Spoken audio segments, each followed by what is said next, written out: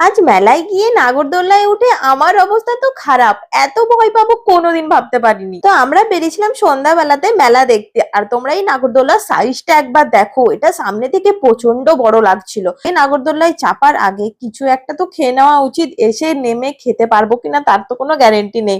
তাই আগে চাট আর নিলাম এই চপটা, মোচার চপটা খেতে খুব সুন্দর ছিল।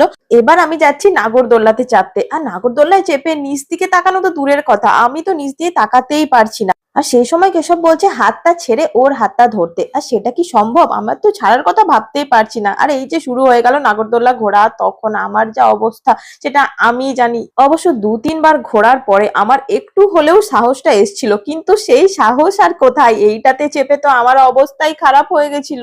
আর কোনোদিন জন্মে আমি এইটাতে কখনো চাপছি না ভাই। তারপর মেলা টেলা ঘুরে এসে ধোসা খেয়ে রাতে ডিনারটা কমপ্লিট করে আমরা বাড়ি চলে এলাম। তো এবার দেখা হবে নেক্সট ব্লগে। বাই।